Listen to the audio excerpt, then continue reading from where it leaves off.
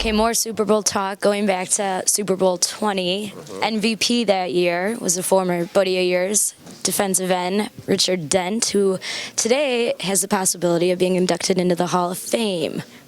If he does not get inducted today, we talked about 5 of the last 6 years. Is that just something that's frustrating, do you think, for him, or just doesn't really bother?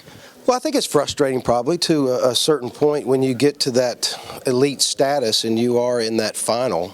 You know, these guys were all finalists because they were great competitors, so I think it still probably churns their gut a little bit when they don't make it in and come so close, because it is the highest honor you can get in professional football, and that's something that they take a lot of pride in, and they should. And you know, once you make it in that, you're really an ambassador to the game, and you have a lot of opportunities of doing good for communities, doing good for organizations, and you know, being that ambassador to the NFL. So it's I think he'd be a perfect person for it.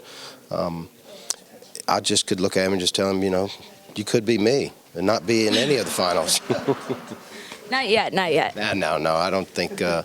I got the. I'm in the Hall of Fame for college, but they don't take too many kickers right now. Hopefully, Ray Guy will make it in today, and he would be really the first punter that's in the Hall of Fame. A player like Richard, very calm demeanor off the field, kind of a slow-spoken guy, pretty quiet, but then when he was on the field, he kind of just turned it on. What was it like playing with him? Well, you stayed away from him on the field.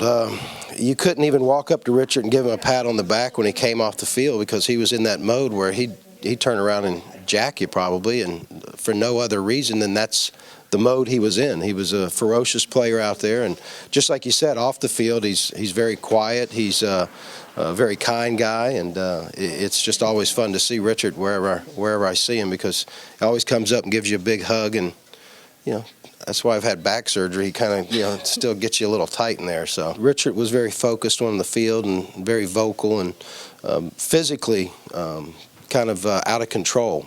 And you could see it by how he shook the ball loose many times from the player from the ball. But a lot of players now just they express themselves differently on the field, and you have to kind of recognize it.